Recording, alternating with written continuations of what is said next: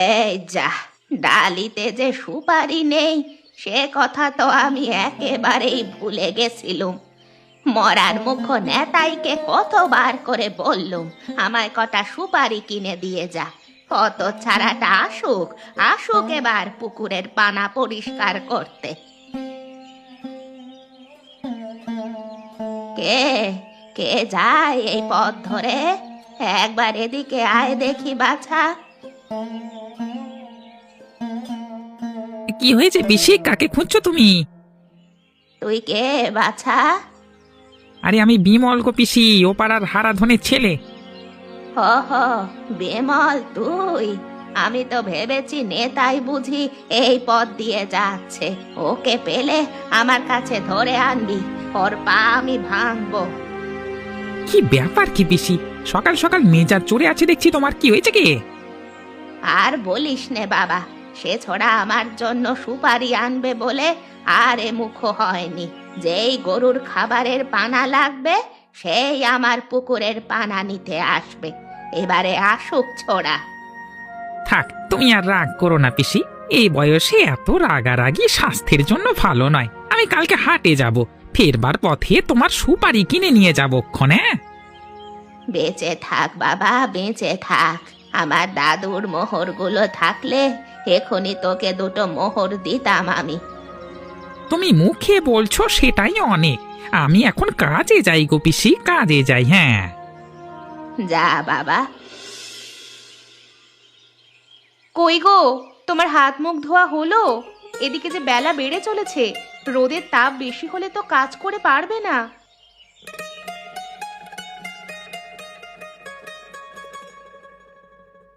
আজকে সকালে বড্ড ঘুম ধরেছিল, তাই তো বিমল ডাকতে এলেও ওর সাথে গেলাম না।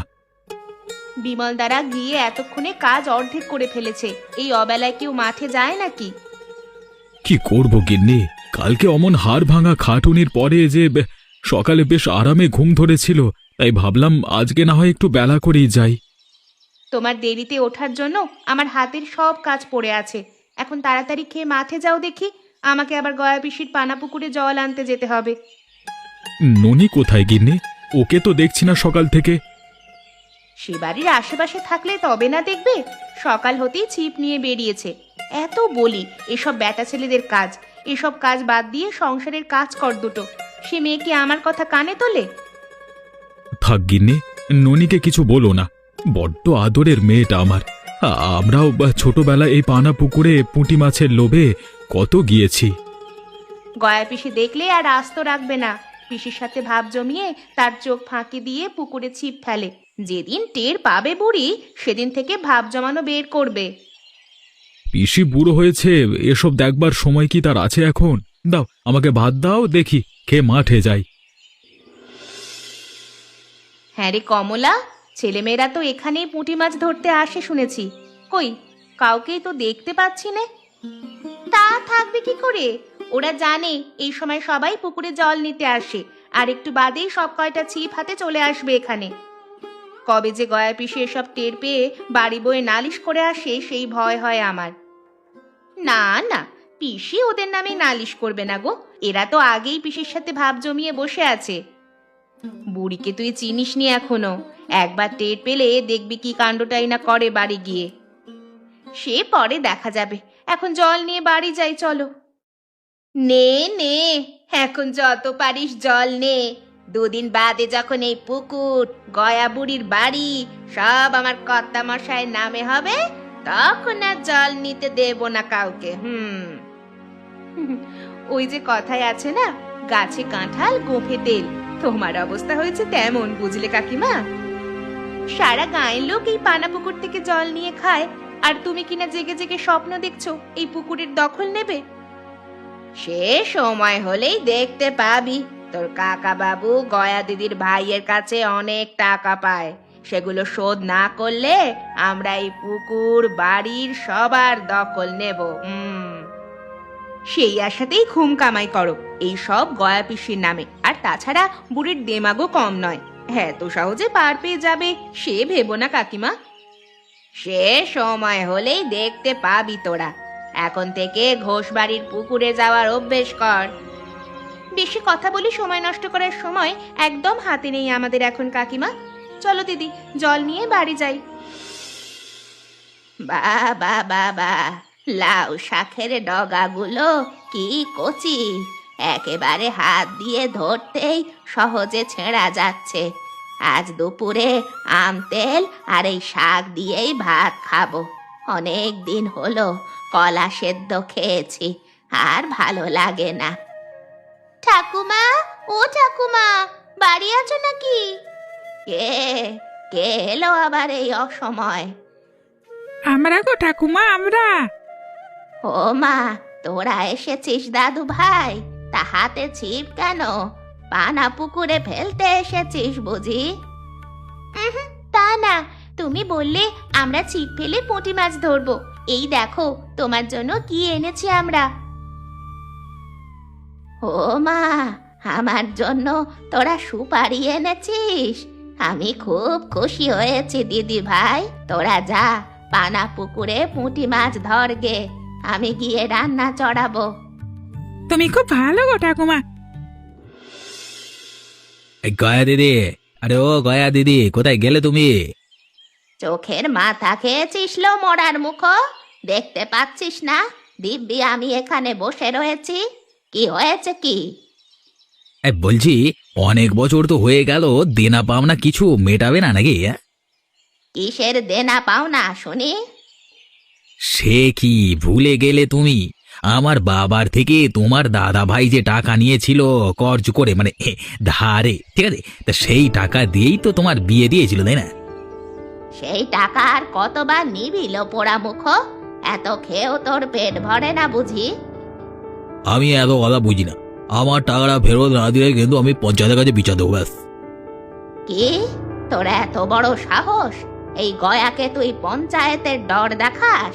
আজ তোর একদিন কি আমার একদিন। এই রে, বুড়ির ভাবগতি তো সুবিধে টিকছে না। ভালো ভালো কেটে পড়ি এখন। এই ইয়া হালকা রোদ পড়লে এই দিকটায় স্বচ্ছ জলের নিচে পুঁটি মাছের ঝাঁক দেখা যায় অনেক। ওই দেখো ননি দিদি। আরে তাই তো, এখানে তো অনেক পুঁটি মাছের ঝাঁক দেখা যাচ্ছে। কিন্তু সাবধানে ছিপ ফেলবি, একবার পানায় আটকে গেলে আর কিন্তু ছিপ ছাড়ানো যাবে না। শুনেছি ঠাকুমার বাপ দাদারা নাকি জমিদার ছিল, তাদের নাকি অনেক সোনা রূপা সম্পদ ছিল। ছিলই তো, ঠাকুমার বাড়িটা দেখিস না এখনো কেমন বড় আর মজবুত দেখা যায়। আমাদের গায়ে মোড়ল ছাড়া আর কারো তো এমন বাড়ি নেই। তা ঠিক বলেছ দিদি, নাও ছিপ ফেলি চলো। আমার ছিপে তো এখনো কিছুই উঠলো না। চিন্তা করিস না, পেয়ে যাবি। মাছ ধরা হলো আস্তে ধীরে এক ধৈর্যের কাজ। দিদি, আমার ছিপে টান পড়েছে, মনে হয় বড় মাছ পড়েছে। এই পানা পুকুরে তো কেবল পুঁটি মাছ ছাড়া অন্য কোনো মাছ নেই, তাহলে বড় মাছের টান পড়বে কেন? আমি শুনেছি এই পানা পুকুরের নিচে নাকি পেতনি বুড়ি থাকে, সে নাকি ছোট ছোট ছেলে মেয়েদের ধরে জলের নিচে নিয়ে যায়। সে আবার আমার ছিপ ধরে টানছে না তো। ও মা, তুই তো আমাদের ভয় পাইয়ে দিলি রতন। না, এখানে থেকে আর কাজ নেই, আজকে আর মাছ ধরবো না। ছিপ এখানেই থাক, চল বাড়ি যাই। তাই চলো ননি দিদি, আমারও কেমন ভয় ভয় করছে। কই গো মা, তোমার রান্না হলো? আমার যে খুব খিদে পেয়েছে। একটু সবুর কর, সারাদিন টোটো করে ঘুরে বেড়াবে আর বাড়ি এলেই খাই খাই। রান্না শেষ করে তবে না খেতে দেব। তোর ভালো লাগে না কিছু। এদিকে খিদে আমার পেট চোঁচো করছে, আবার ঘুম ধরেছে বড্ড।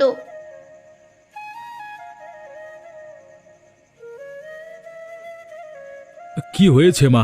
একা একা কার সাথে কথা বলছিস? কার সাথে আবার? আমার নিজের সাথেই কথা বলছি বাবা। তোমার কাজ শেষ? হ্যাঁ রে মা, কাজ শেষ করে একটু মদনের দোকানে চা খেতে গেছিলাম, এই এখন বাড়ি এলাম। তোর মা কোথায়? মা তো রান্নাঘরে রান্না করছে। মা, ও মা, বাবা এসেছে, তাড়াতাড়ি খেতে দাও আমাদের। তুমি কখন এলে? এই তো এখনই এলাম। সে কি, খালি হাতেই বাড়ি এলে যে? কতবার করে বললাম ঘরে কিন্তু চাল নেই, চাল নিয়ে এসো, তা খালি হাতে ফিরলে যে? আজকে মহাজন টাকা দেয়নি, আর বাকিতে বাবলু দাদা কিছু দিতে চায় না। বেশ কয়েকবার গিয়ে বলেছিলাম ধারে চাল দিতে, কালকে টাকা পেলে শোধ করে দেব, কিন্তু দিল না। কি আর করবে, আমাদের এই অভাব আর কাটবে না বোধহয়। গায়ের সবারই তো একই অবস্থা। কালকের দিনটা কোনো মতে তুমি চালাও গিন্নি, কালকে যে করেই হোক আমি চাল নিয়ে আসবো। আচ্ছা, সে আমি চালিয়ে নেবক্ষণ। এখন সারাদিন কাজ করে এসেছো, দুটো খেয়ে বিশ্রাম নাও, যাও। হ্যাঁ, শরীরটা কেমন যেন ক্লান্ত লাগছে, দুটো খেয়ে আমি ঘুমাতে যাব। তোমরা খাওয়া শুরু করো দেখি। আহা, আজকে রাতের খাবারটা জম্পেস হয়েছে। কিন্নির হাতের এই কষা মাংস হলে আর কিচ্ছু মনে লাগে না, কেবল খেতেই থাকি। এখন একটা পান হলে মন্দ হতো না। বাহ কিন্নি, তুমি তো দেখছি আমার মনের কথা সব বলবার আগে বুঝে যাও। সেই জন্যই তো তোমার মতো এমন মিনসের ঘর আমি করে যাচ্ছি। তোমার মন না বুঝলে কি আর এই সংসারে টিকতে পারতাম আমি? কি যে বলো না তুমি গিন্নি, তোমার মতো গিন্নি পাওয়া তো আমার 7 পুরুষের ভাগ্যি। তোমাকে পেয়েছি বলি না আমার সংসারে এত উন্নতি। উন্নতি আর হলো কই? এখনো গয়া বুড়ির বাড়ি আর পানা পুকুরটা দখল নিতে পারলে না। গাঁয়ের বউদের পানা পুকুর আমাদের, সে কথা বলতে গেলেই আমাকে নিয়ে হাসি ঠাট্টা করে। তুমি কেন শুধু শুধু ওদের সাথে মুখ লাগাতে যাও বলো দেখি? কদিন বাদে সবার মুখে ঝামা ঘষে দেবে, তখন সব দখল করে নেবাবে। এ জীবনে সে আর দেখে যেতে পারবো বলে মনে হয় না আমার। পারবে, আমার মাথায় একটা দারুণ বুদ্ধি এসেছে গিন্নি, সেই মতো গুড়ির চাল দেবে এবারে আমি। কি বুদ্ধি শুনি? আমাকেও বলো দেখি, কেমন বুদ্ধি এঁটেছ তুমি? শোনো তবে। আজ বড্ড দেরি হয়ে গেল, সকালে চোখটা লেগে এসেছিল, তাই ভাবলাম আজ একটু ঘুমিয়েই নেই। আমরা আর বিশ্রামের সময় পাই কোথায় বল? সকালে উঠে সেই যে কাজ শুরু করি, আর সারাদিন বাদে সন্ধ্যায় কাজ শেষ করে স্নান করি। তা যা বলেছ দিদি, সংসার জীবনে কারোর কোনো বিরতি নেই। এখন তাড়াতাড়ি জল নিয়ে বাড়ি যাই চলো। হ্যাঁ, যাবার পথে তোর বাড়ি হয়ে যাব।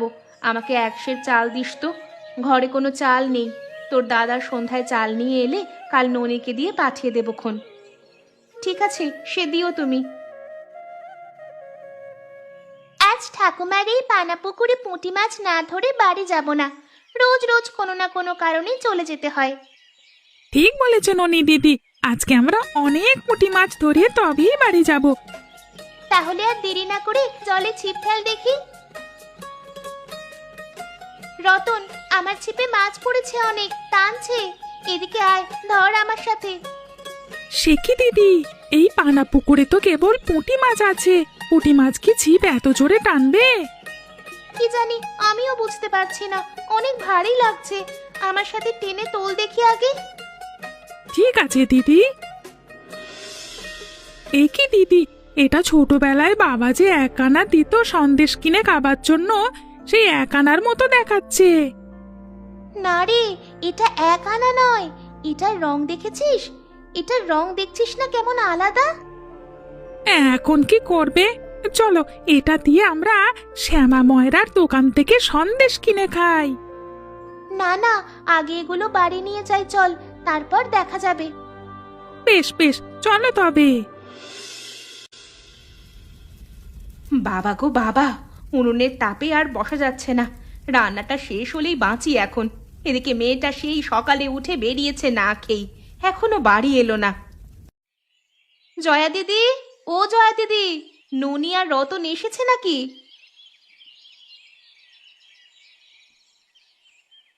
আরে কমলা, তুই এখনই না তোদের বাড়ি থেকে এলাম, আবার কোনো দরকারে এসেছিস নাকি?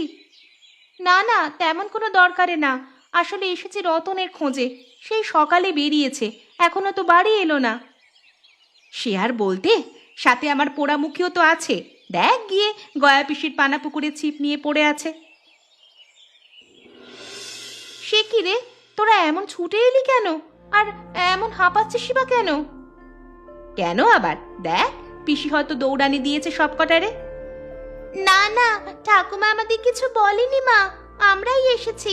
আমরা 2টা পয়সা পেয়েছি মাছ ধরতে গিয়ে। এই দেখো মা। আরে এটা তো দেখছি সোনার মোহর গো দিদি। সে কি রে, এ তো সত্যি সত্যি সোনার মোহর।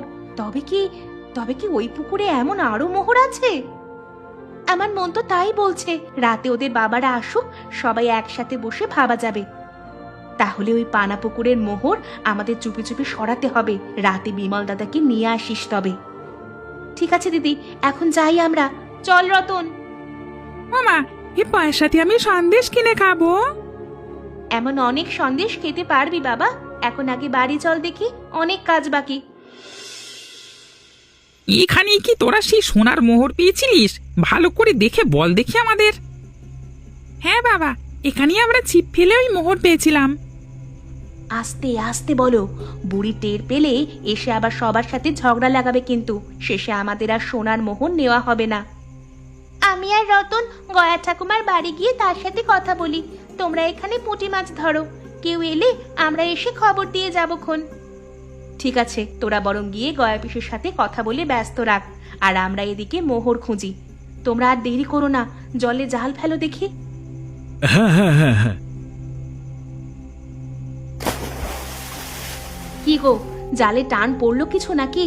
তাড়াতাড়ি করো, আজ সোনার মোহর পেলে আমাদের সব অভাব কেটে যাবে। হ্যাঁ গো জয়াদি, আমাদের সংসারের অভাব মিটবে এবারে। তোমরা তাড়াতাড়ি জাল টেনে তোলো দেখি জল থেকে। আর একটু ধৈর্য ধরো গিন্নি, জালটা টেনে ওঠাতে দেবে তো জল থেকে। হ্যাঁ, কি ব্যাপার গোপাল দাদা, জালে কিছু পড়লো নাকি? না রে, জালে তো তেমন কোনো টান পড়ছে না। সে কি, জাল যে ফাঁকা। পানা পুকুরের পানা ছাড়া তো জালে আর কিছুই দেখা যাচ্ছে না। তবে কি আমরা আজ সোনার মোহর পাবো না? আরে একবার জাল ফেলেই কি পাওয়া যাবে নাকি? আরে কথায় আছে সবুরে মেওয়া ফলে। আবার জাল ফেলে দেখি। কি গো, এবারে কিছু পড়লো জালে? হ্যাঁ রে বিমল, আমার জালটা যে অনেক ভারী লাগছে। এদিকে আয়, আমাকে সাহায্য কর দেখি। মনে হচ্ছে ভারী কিছু পড়েছে। উমা, এই যে দেখছি কারি কারি সোনার মোহর। হ্যাঁ গো ঠাকুমা, ওই হারান বুড়ো কি সত্যি সত্যি তোমার কাছে অনেক টাকা পায় নাকি? জানি না রে দিদি ভাই, আমার বাবা ভাই বেঁচে থাকতে তার থেকে নাকি কিসের কর্জ নিয়েছিল। তবে আমার জানা মনে সেগুলো শোধ করে দিয়েছিল। তাহলে এখন আবার তোমাকে কেন জ্বালায়? পাওনা টাকা তো শোধ হয়ে গেছে। ওর কাছে আমাদের বাড়ির একটা দলিল ছিল বন্ধকে, সেটা দিয়েই এমন করে। ওর বাবার থেকে সুদে টাকা নিয়েছিল আমার ভাই, সেটারই ফায়দা লুটছে। গাড়ি দে, আবার পাওনা টাকাটা দেবে নাকি অন্য পথে হারবো? হ্যাঁ, তোর টাকা আমার দাদা বাবা বেঁচে থাকতেই দিয়ে গেছে, এখন কিসের টাকা দেব শুনি? ব্যাস, তুমি তবে শুনবেন না। তোমাকে কি করে কথা শোনাতে হয় সে আমার জানা আছে। কোথায় তোরা? এসে বুড়ির ঘরের সব জিনিসপত্র বাইরে বের করে দেয়। জমির দলিল এখন আমার হাতে। দেখ, ভালো হবে না কিন্তু বলে দিচ্ছি। আমার বাবার সম্পত্তি এগুলো, তুই জোর করে দখল নিতে পারিস নে পোড়ামুখ। আমি কি পারি আর কি পারি নে তা আজকে দেখবে। ভালোই ভালোই বললাম, শুনলে না? কি হচ্ছে কি এখানে? তোরা এখানে কেন? হ্যাঁ, তোরা এখানে কেন? দেখ বাবা, ওরা আমাকে বাড়ি থেকে উচ্ছেদ করে দিচ্ছে। আমরা থাকতে ঠাকুমার বাড়ি পানা পুকুর কিচ্ছু দখল নিতে দেব না কাউকে। তোরা আটকাবি আমাকে? এই দেখো আমাদের হাতে সোনার মোহরের বাক্স, ওই পানা পুকুর থেকে পেয়েছি। এখন তুমি যদি বাড়ির দলিল দিয়ে দাও তবে এই বাক্স তোমাকে দিয়ে দেব। এই বাক্সে যে সোনার মোহর আছে তা মানবো কি করে? আমার হাতে এটা নিশ্চয়ই দেখে বুঝতে পারবে এটা সোনার মোহর। আরে তাই তো, এই মোহর তোরা পেলি কোথায়? আমি দলিল দিয়ে দিচ্ছি, তবে আমাকে বাক্সটা দিতে হবে কিন্তু। কে? বাক্স যে ফাঁকা। তোরা আমাকে এইভাবে বানালি রে বোকা। আরে এর ফল কিন্তু ভালো হবে না। এবার এখান থেকে কেটে পড়ো, না হলে পঞ্চায়েতে তোমার নামে মিথ্যা বিচার দেব আমরা সবাই মিলে। তোরা আমাকে বাঁচালি, এই সোনার মোহরের নাটক সাজালি কি করে? নাটক নয় গো ঠাকুমা, আমরা তোমার পানা পুকুরে পুঁটি মাছ ধরতে এসে এই সোনার মোহরের সন্ধান পেয়েছি। এই দেখো তোমার পানা পুকুরে আমরা অনেক মোহর পেয়েছি, এগুলো তুমি নাও। আমি একা কেন নেব? তোরা আমার বাড়ি, আমার পানা পুকুর বাঁচিয়েছিস, এখান থেকে সবাই ভাগ করে নেব, আর কিছু গায়ের দরিদ্র মানুষের উপকারে কাজে লাগাবো। তাহলে এবার আমরা ঠাকুমার পানা পুকুরে রোজ রোজ পুঁটি মাছ ধরতে আসবো। কি তোমরাও ঠাকুমার পানা পুকুরে পুঁটি মাছ ধরতে আসবে নাকি? এমনই সব মজার মজার গল্প পেতে চ্যানেলটিকে সাবস্ক্রাইব করতে ভুলো না কিন্তু।